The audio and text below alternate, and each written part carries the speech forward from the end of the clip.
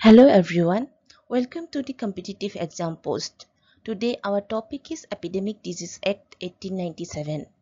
Mahamari Odhiniyam 1897 চন।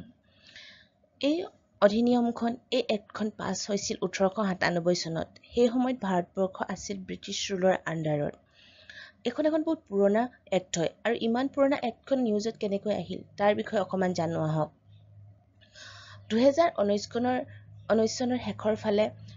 Novel corona virus নামেৰে এটা নতুন ভাইৰাছ চীনত আৱিষ্কাৰ কৰে আৰু এই নভেল কৰোনা ভাইৰাছ নামৰ ভাইৰাছটোৰ পৰাই COVID-19 বেমাৰটো হয় আৰু এই COVID-19 বেমাৰটো লাহে লাহে গোটেই পৃথিৱীতে বিয়পি পৰে আৰু ইণ্টাৰনেশ্যনেল বডি লাইক WHO ইয়াক পেণ্ডেমিক ৰূপে ঘোষণা কৰে। লাহে লাহে এই COVID-19 বেমাৰটো ভাৰতবৰ্ষত আৰম্ভ হয় আৰু ভাৰতবৰ্ষত লাহে লাহে স্প্ৰেড হৈ যায় আৰু COVID-19 পজিটিভ পেচেণ্ট ইনক্ৰিজ হ'বলৈ ধৰে। যেতিয়া এই COVID-19 পজিটিভ পেচেণ্ট ইনক্ৰিজ হ'ব ধৰে ইণ্ডিয়াত, তেতিয়া ইউনিয়ন গভৰ্ণমেণ্টে কি কৰে, এই বেমাৰটো যাতে ভাৰতবৰ্ষত স্প্ৰেড হৈ নাযায়, আউটব্ৰেক হৈ নাযায়, এই স্প্ৰেডটো প্ৰিভেণ্ট কৰিবৰ কাৰণে কিছুমান মেজাৰ্ছ লয়। লাইক স্কুল কলেজ বন্ধ কৰি দিয়ে, শ্বপিং মল, থিয়েটাৰ এইবিলাক বন্ধ কৰি দিয়ে, বহুত public event like IPL postpone কৰি দিয়া হয়। আৰু কি হয়, ইউনিয়ন কেবিনেট ছেক্ৰেটাৰীয়ে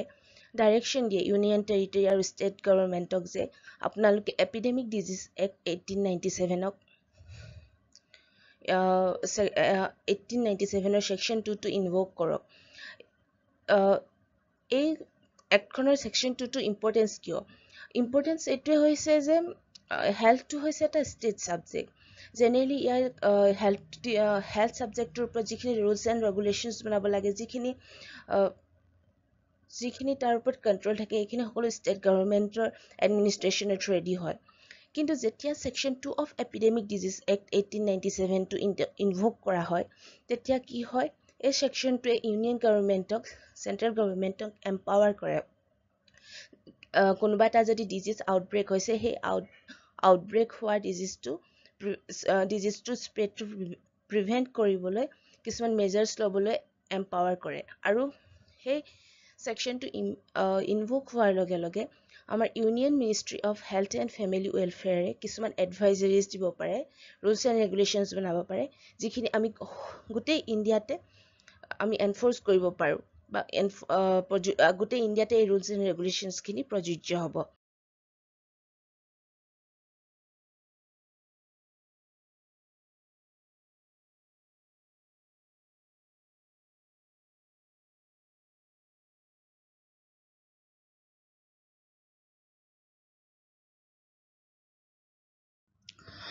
ধৰা হওক, ইণ্ডিয়াৰ কোনোবা এখন পাৰ্টিকুলাৰ ঠাইত এটা বেমাৰ আউটব্ৰেক হৈছে।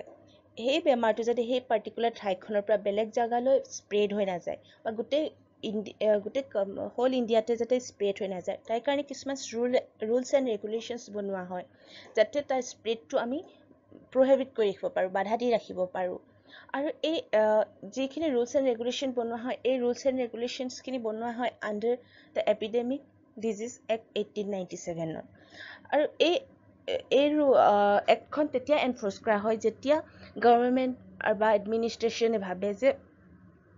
যিখিনি এক্সিষ্টিং ৰুলছ এণ্ড ৰেগুলেশ্যনছ আছে, সেই existing rules and regulations are not enough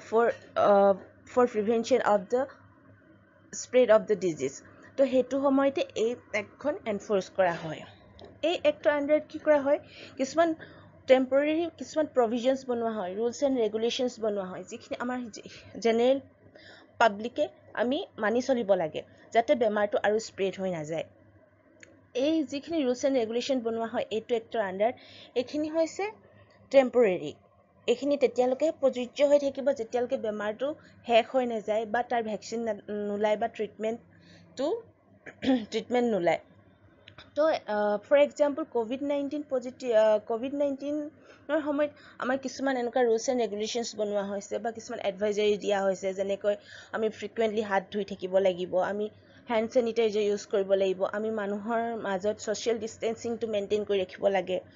তাৰপিছত মাছ গেডাৰিং আমি কৰিব নোৱাৰোঁ কোনো এটা পাৰ্টিকুলাৰ জেগাত। আৰু যদি কোনোবা এখন ঠাইত বহুত বেছি COVID-19 পজিটিভ পেচেণ্ট আছে তেনেকুৱা ঠাইৰ পৰা বেলেগ ঠাইলৈ ট্ৰেভেলিংটো প্ৰহিবিট কৰা হৈছে তো এনেকৈ কিছুমান ৰুলছ এণ্ড ৰেগুলেশ্যনৰ থ্ৰুৱেদি আমি বেমাৰটো স্প্ৰেড হোৱাত বা গভৰ্ণমেণ্টে বেমাৰটো স্প্ৰেড হোৱাত বাধা দিবলৈ চেষ্টা কৰে যদিও এই এক্টখন এখন ষ্টেট গভৰ্ণমেণ্টৰ এক্ট হিচাপে বনোৱা হৈছিল কিন্তু কি হ'ল এই এক্টখন দ্য এপিডেমিক ডিজিজ এক্ট 1897 এই এক্টখন গোটেই হোল ইণ্ডিয়াতে প্ৰযোজ্য হয় আৰু এই এক্টখনত 4টা মেইন সেকশন আছে The first section describes the title and the extent of the act আৰু second section 2 কি কৰে ষ্টেট গভৰ্ণমেণ্টক এম্পাৱাৰ কৰে যাতে কিছুমান মেজাৰ্স লয় সেই মেজাৰ্সৰ যোগেদি যদি কিবা এটা ডিজিজ আউটব্ৰেক হৈছে তাৰ স্প্ৰেডটো যাতে কণ্টেইন কৰে স্প্ৰেড হোৱাটো বাধা দিয়ে আৰু তাৰ কাৰণে ষ্টেট গভৰ্ণমেণ্টে কিছুমান ৰুলছ এণ্ড ৰেগুলেশ্যনছবিলাক বনাব পাৰে ফৰ্মুলেট কৰিব পাৰে যিখিনি জেনেৰেল পাব্লিকে এই ৰুলছ এণ্ড ৰেগুলেশ্যনছখিনি মানি চলিব লাগিব আৰু এই ৰুলছ এণ্ড ৰেগুলেশ্যনখিনি তেতিয়াহে বনোৱা হয় যেতিয়া নৰ্মেল যিখিনি ৰুলছ এণ্ড ৰেগুলেশ্যন আছে এক্সিষ্টিং ৰুলছ এণ্ড ৰেগুলেশ্যন আছে এই এক্সিষ্টিং ৰুলছ এণ্ড ৰেগুলেশ্যনখিনিয়ে এই বেমাৰটোৰ স্প্ৰেডটো কণ্ট্ৰল কৰিব নোৱাৰে এই সেকশনটোৱে ষ্টেট গভৰ্ণমেণ্টক আৰু এম্পাৱাৰ কৰে যে যদি কোনো পাৰ্চনছ বেলেগ ঠাইৰ পৰা ট্ৰেভেল কৰিছে যদি এনেকুৱা ঠাইৰ পৰা ট্ৰেভেল কৰিছে য'ত অলৰেডি বেমাৰটো আউটব্ৰেক হৈছে সেই ট্ৰেভেলাৰজনক তেওঁলোকে ইনস্পেক্ট কৰিব পাৰিব আৰু যদি ইনস্পেক্টিং অফিচাৰে যদি দেখে তেওঁৰ গাত ডিজিজটোৰ চিমটমছ আছে তেতিয়াহ'লে কি কৰিব পাৰে সেই মানুহজনক বা ট্ৰেভেলাৰক তেওঁলোকে ছেগ্ৰিগেট কৰিব পাৰিব ছেপাৰেটলি ৰাখিব পাৰিব হস্পিটেলত ৰাখিব পাৰিব বা টেম্পৰেৰী একমডেশ্যনত ৰাখিব পাৰিব আৰু COVID-19 পজিটিভ কেছটোত দেখা গৈছে যে যিমানখিনি মানুহ বাহিৰৰ পৰা ট্ৰেভেল কৰি পিনি আহিছে ইণ্টাৰষ্টেটে হওক বা কাণ্ট্ৰিৰ বাহিৰৰ পৰাই অহা হওক তেওঁলোকক কি হৈছে প্ৰত্যেকজনকে ইনষ্টিটিউচনেল কোৱাৰেণ্টাইন কৰা হৈছে এটা টেম্পৰেৰী একমডেশ্যনত তেওঁলোকক কোৱাৰেণ্টাইন কৰা হৈছে কাৰণ কি হয় এই বেমাৰটো হৈছে হিউমেন টু হিউমেন ট্ৰান্সমিট কৰে ইজিলি তো কি হয় যিকোনো এজন মানুহে এই বেমাৰটোৰ কেৰিয়াৰ হ'ব পাৰে তো depend on the character of the disease এটা ডিজিজৰ যাৰ কেৰেক্টাৰিষ্টিকটোৰ ওপৰত ডিপেণ্ড কৰি ই কেনেকৈ স্প্ৰেড হয় তাৰ ওপৰত ডিপেণ্ড কৰি কি হৈছে যিখিনি ৰুলছ এণ্ড ৰেগুলেশ্যনছ বা মেজাৰ্ছবিলাক লোৱা হয় সেইবিলাক বেলেগ বেলেগ হয় যেতিয়া Section 2 of Epidemic Disease Act 1897 to invoke কৰা হয় তেতিয়া কি হয় Section 2 under state government empower হয় rules and regulation বনাবলৈ কাৰণ হেল্থটো হৈছে ষ্টেট সাবজেক্ট কিন্তু যেতিয়া Section 2 টো ইনভোক কৰা হয় লগালগ under Section 2A চেন্ট্ৰেল গভৰ্ণমেণ্টটো এম্পাৱাৰ হয় rules and regulation বনাবলৈ মানে কথাটো হৈছে যদি হেতু সময়ত যদি কিবা এটা ডেঞ্জাৰাছ ডিজিজ আউটব্ৰেক হৈছে আৰু চেন্ট্ৰেল গভৰ্ণমেণ্টে যদি ভাবিছে বা এডমিনিষ্ট্ৰেশ্যনে ভাবিছে যে যিখিনি এক্সিষ্টিং ৰুল এণ্ড ৰেগুলেশ্যন আছে সেই ৰুলছ এণ্ড ৰেগুলেশ্যনখিনি not enough for prevent the spread of the disease তো কি হয় সেইটো সময়ত চেন্ট্ৰেল গভৰ্ণমেণ্টে অট'মেটিকলি পাৱাৰ পাই যায় যে হেল্থটো ষ্টেট ছাবজেক্ট হ'লেও চেন্ট্ৰেল গভৰ্ণমেণ্টে পাৱাৰ পাই যায় সেই হেল্থৰ ওপৰত তেওঁলোকে ৰুলছ এণ্ড ৰেগুলেশ্যন বনাবলৈ আৰু সেইকাৰণে যেতিয়া Section 2 of Epidemic Disease Act 1897 টো ইনভোক কৰা হয় তেতিয়া কি হয় ministry of health and family ৱেলফেয়াৰে কিছুমান এডভাইজাৰিজ জাৰি কৰিব পাৰে আৰু এই এডভাইজাৰিজৰ থ্ৰুৱেদি কিছুমান ৰুলছ এণ্ড ৰেগুলেশ্যনছ দিব পাৰে আৰু সেই ৰুলছ এণ্ড ৰেগুলেশ্যনছখিনি গোটেই ইণ্ডিয়াতে প্ৰযোজ্য হয় আৰু এই এক্টৰ সহায়ত এই এক্টে গভৰ্ণমেণ্টক এম্পাৱাৰ কৰে যাতে কোনো মানুহ যদি কাণ্ট্ৰিৰ বাহিৰৰ পৰা আহিছে বা তেওঁলোক বাহিৰলৈ যাব বিচাৰিছে যদি সেই বাহিৰৰ পৰা অহা মানুহক ইনস্পেক্ট কৰিব পাৰে বা কাণ্ট্ৰিৰ ভিতৰত সোমাবলৈ প্ৰহিবিট কৰিব পাৰে যদি ইনস্পেক্টিং অফিচাৰে যদি ভাবে যে গাত ডিজিজৰ চিমটমছ আছে বা কোনোবা এজনে যদি কাণ্ট্ৰিৰ বাহিৰত যদি যাব বিচাৰিছে আৰু দেখিছে যে তেওঁৰ বা কাণ্ট্ৰিৰ ভিতৰতে যদি ট্ৰেভেল কৰিব বিচাৰিছে যদি দেখিছে যে তেওঁৰ গাত ডিজিজৰ চিমটমছ আছে তেতিয়াহ'লে তেওঁ কি হয় সেই মানুহজনক প্ৰহিবিট কৰিব পাৰে ট্ৰেভেলিঙৰ কাৰণে তো এইটোৱে হৈছে ইম্পৰ্টেঞ্চ হয় Section 2 of Epidemic Disease Act 1897. এতিয়া আহোঁ আমি Section 3 of Epidemic Disease Act. এই সেকশনটো এক্সপ্লেইন কৰে যদি কোনো এজন পাৰ্চনে যদি যিখিনি ৰুলছ এণ্ড ৰেগুলেশ্যনছখিনি বনোৱা হৈছে আণ্ডাৰ Section 2, এই ৰুলছ এণ্ড ৰেগুলেশ্যনছখিনি যদি কোনোবা পাব্লিকে বা যিকোনো মানুহে যদি এইখিনি অবে নকৰে, মানি নচলে, তেওঁক পেনাল্টি দিয়া হ'ব আৰু এই পেনাল্টি দিয়া হ'ব according to the Section 188 of Indian Penal Code. আৰু Section 4 of Epidemic Disease Act explain কৰে legal protection to implementing officer. Implementing officer কেনেকৈ legal protection দিব. Implementing officer include হ'ব district administration, district police, local bodies, যিসকলে এই rules and regulation to ডিষ্ট্ৰিক্টত বা এখন প্লেচত মেইনটেইন কৰি ৰাখে. তো কি হয় এটা এক্সাম্পল দিবলৈ লৈছোঁ. এতিয়া COVID-19ৰ সময়ত কি হৈছে, আমি social ডিষ্টেন্সটো মানি ৰাখিব লাগে. কিন্তু আমাৰ ইণ্ডিয়ান কনষ্টিটিউশ্যনৰ মতে আমাৰ এটা ৰাইট আছে যে আমি গেডাৰ হ'ব পাৰোঁ এটা পাৰ্টিকুলাৰ জেগাত এটা পাৰ্টিকুলাৰ এইম লৈ. কিন্তু এইটো সময়ত যেতিয়া ৰুলছ বনাই থোৱা আছে যে আমি গেডাৰ হ'ব নোৱাৰোঁ এটা পাৰ্টিকুলাৰ প্লেচত, যদি কোনোবাই গেডাৰ হয় আৰু পুলিচে যদি তেওঁক মানা কৰে গেডাৰিং কৰিবলৈ, তেতিয়া তেওঁ এইটো ক'ব নোৱাৰে যে আমাৰ ফাণ্ডামেণ্টেল ৰাইট ভায়োলেট হৈছে. তাৰ এগেইনষ্টত কোনো কেছ দিব নোৱাৰে পুলিচ অফিচাৰজনৰ ওপৰত, কাৰণ আমাৰ ফাণ্ডামেণ্টেল ৰাইট হৈছে এবছলিউট. আমাৰ ফাণ্ডামেণ্টেল ৰাইটটো এবছলিউট নহয় বাট কোৱালিফাইড. মানে কি হৈছে আমাৰ যিখিনি ফাণ্ডামেণ্টেল ৰাইট আছে সেইখিনি আমি কিছুমান কণ্ডিশ্যন লৈহে আমি সেইখিনি এনজয় কৰিব পাৰোঁ. যেনেকৈ আমাৰ ফ্ৰীডম অফ স্পীচ আছে, আমি যিকোনো কথা আমি ক'ব পাৰোঁ. আমাৰ যিকোনো কথা হৈছে যিখিনি ভাল বেয়া আমাৰ যিখিনি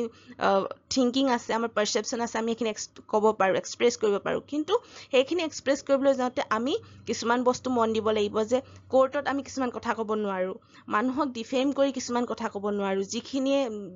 বেলেগ এজন পাৰ্চনক ডিফেম কৰিব বা এনেকুৱা কিছুমান কথা কৈ দিব নোৱাৰোঁ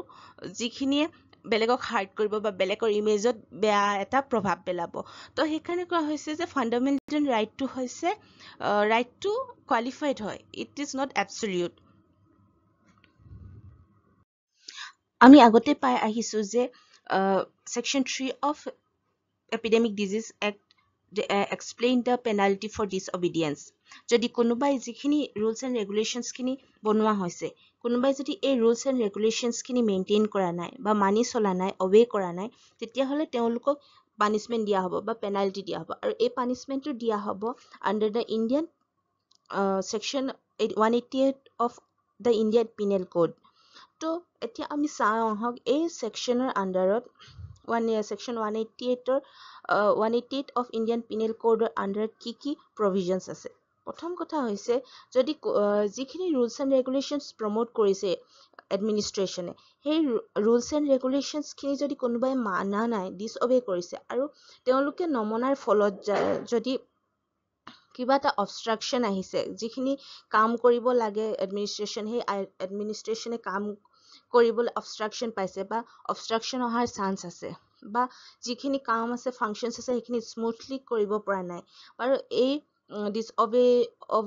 ডিছঅবিডিয়েঞ্চৰ ফলত যদি কাৰোবাৰ ইনজুৰি হৈছে, তেতিয়াহ'লে যিজন মানুহে এই ৰুলছ এণ্ড ৰেগুলেশ্যনছখিনি ডিছঅবে কৰিছে তেওঁক পানিছমেণ্ট দিয়া হ'ব, আৰু সেই পানিছমেণ্টটো এক্সটেণ্ড হ'ব 1 month ইম্প্ৰিজনমেণ্ট আৰু উইথ ফাইন, যিটো এক্সটেণ্ড কৰিব পাৰে 200 rupeesলৈ, আৰু বা দুইটাই পেনাল্টি হ'ব পাৰে. আৰু যদি কোনোবাই ডিছঅবে কৰে যিখিনি ৰুলছ এণ্ড ৰেগুলেশ্যন বনাইছে, আৰু এই ডিছঅবিডিয়েঞ্চৰ ফলত যদি কোনোবা এজন হিউমেন বিঙৰ লাইফ, তেওঁৰ হেল্থ বা তেওঁৰ ছেফটিৰ প্ৰতি কিবা ডেঞ্জাৰ আহে, ভাবুকি আহে, আৰু যাৰ ফলত যদি কোনোবা ৰায়ট হৈ যায় বা যিখিনি পিচ মেইনটেইন কৰিব লগা হৈছে সেই পিচখিনি মেইনটেইন কৰি ৰাখিব পৰা নাই এডমিনিষ্ট্ৰেশ্যনে, তেতিয়াহ'লে সেই মানুহজনৰ মানুহ বা পাব্লিক যাৰ ডিছঅবিডিয়েঞ্চৰ ফলত এইখিনি প্ৰব্লেম এৰাইজ হৈছে, তেওঁলোকক ইম্প্ৰিজনমেণ্ট কৰা হ'ব, যাৰ ইম্প্ৰিজনমেণ্টটো এক্সটেণ্ড কৰিব পাৰে 6 monthলৈকে, আৰু ফাইন হ'ব পাৰে 2000 টকা, আৰু নাইবা দুইটাই হ'ব পাৰে তেওঁলোকৰ পেনাল্টি.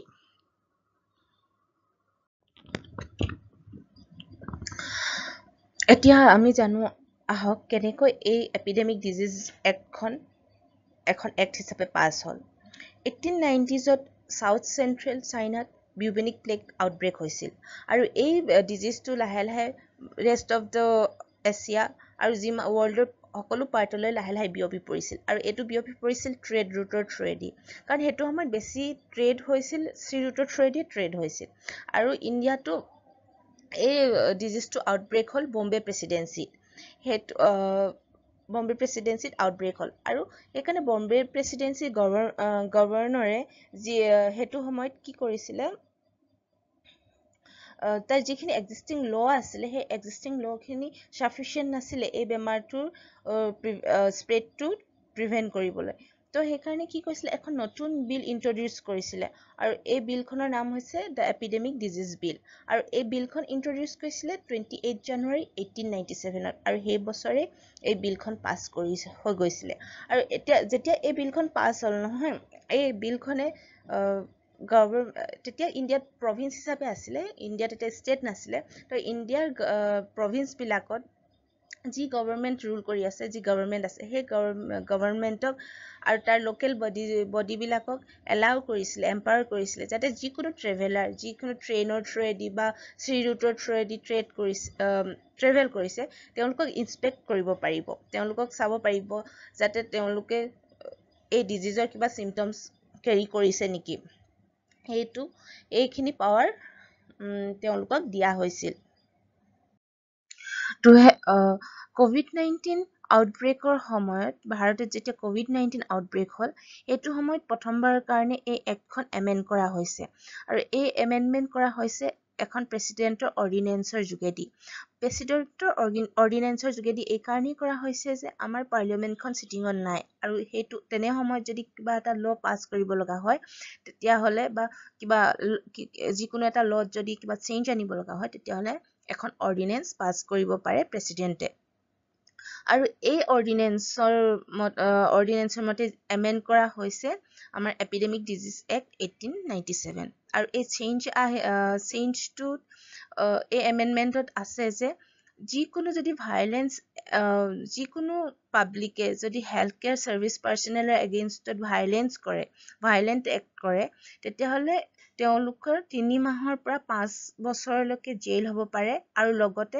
ফাইন হ'ব পাৰে 50,000ৰ পৰা 2 লাখ টকালৈকে আৰু যদি এনেকুৱা ভাইলেন্সটো ইমান বেছি গ্ৰেভিয়াছ হয় ইমান যদি ডাঙৰ হয় যাৰ ফলত যদি হেল্থ কেয়াৰ ছাৰ্ভিচৰ কিবা ইনজুৰি হৈছে বা কিবা ডেমেজ হৈছে তেতিয়াহ'লে এই পানিছমেণ্টটো ইমপ্ৰিজনমেণ্টটো 6 মাহৰ পৰা 7 ইয়াৰ্ছলৈকে ইনক্ৰিজ হ'ব পাৰে আৰু লগতে ফাইন হ'ব পাৰে 1 লাখৰ পৰা 5 লাখলৈকে আৰু এই এমেণ্ডমেণ্টটো অনা হৈছিল কাৰণ কি হৈছিল বহুত মানুহ আছিল যিখিনি COVID-19 পজিটিভ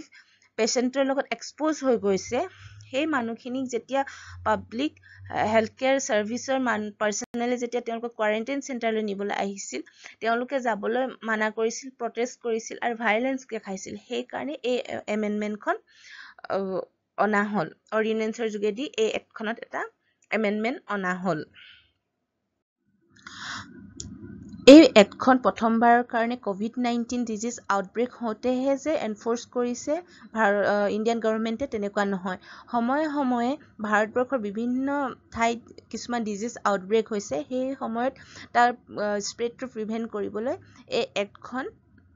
লাগু কৰা হৈছে এনফৰ্চ কৰা হৈছে ইয়াত এক্সাম্পল দিয়া আছে 2009 চনত যেতিয়া পুনেত swine flu আউটব্ৰেক হৈছিলে আৰু এই আউটব্ৰেকটো যাতে স্প্ৰেড হৈ নাযায় এই ডিজিজটো যাতে স্প্ৰেড নহয় তাৰ কাৰণে সেকশ্যন 2 ইনভোক কৰিছিলে আৰু যাৰ সেকশ্যন 2টো ইনভোক কৰিছে আৰু যাৰ পৰা কি কৰিছিলে যিখিনি চিভিল হস্পিটেল আছিলে তাৰ সেই চিভিল হস্পিটেলবিলাকক এটা স্ক্ৰিনিং চেণ্টাৰলৈ চেঞ্জ কৰা হৈছিলে আৰু swine flu এটা নটিফাইবল ডিজিজ বুলি ডিক্লেয়াৰ কৰা হৈছিলে তেনেকৈ 2015 চনত চণ্ডীগড়ত মেলেৰিয়া আৰু ডেংগু আউটব্ৰেক কৰিলে আৰু তাৰ কাৰণে কিছুমান ৰুলছ এণ্ড ৰেগুলেশ্যনছ বনালে তাৰ এডমিনিষ্ট্ৰেশ্যনে আৰু লগতে এইটো ক'লে যে যদি কোনোবাই এই ৰুলছ এণ্ড ৰেগুলেশ্যনছখিনি নেমানে ডিছঅবে কৰে তেওঁলোকক 500 টকাৰ চালান তেওঁলোকক ইছ্যু কৰা হ'ব আৰু 2018 চনত হৈছিলে গুজৰাটৰ বডোদৰা ডিষ্ট্ৰিক্টত খেটকৰ্মশিয়া নামৰ এখন গাঁও আছে। এই খেটকৰ্মশিয়াত কি হৈছে, কলেৰাত প্ৰায় 31 জন পাৰ্চন এই ডিজিজত ইনফেক্ট হৈ গ'ল। আৰু এই ডিজিজটো যাতে স্প্ৰেড হৈ নাযায় বাকী জেগালৈ, গুজৰাটৰ বেলেগ জেগালৈ বা ইণ্ডিয়াৰ বেলেগ জেগালৈ, তাৰ কাৰণে তাৰ ডিষ্ট্ৰিক্ট কালেক্টৰে এই এপিডেমিক ডিজিজ এক্ট 1897খন ইনভোক কৰিছিলে। তো এনেকৈ সময়ে সময়ে বিভিন্ন সময়ত বিভিন্ন ডিজিজৰ কাৰণে এই এক্টখন ইণ্ডিয়াত এনফৰ্চ হৈ আহিছে।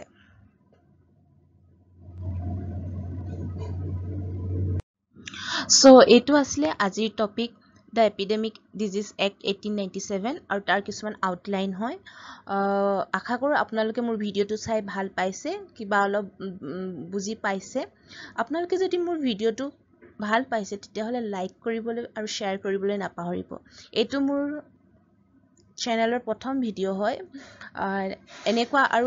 এনেকুৱা টপিকৰ ওপৰত আৰু মই ভিডিঅ' আনিবলৈ চেষ্টা কৰি থাকিম। আপোনালোকে যদি ভাল পায় মোৰ চেনেলটো ছাবস্ক্ৰাইব কৰিব আৰু লাইক আৰু শ্বেয়াৰ কৰিবলৈ নাপাহৰিব। Thank U.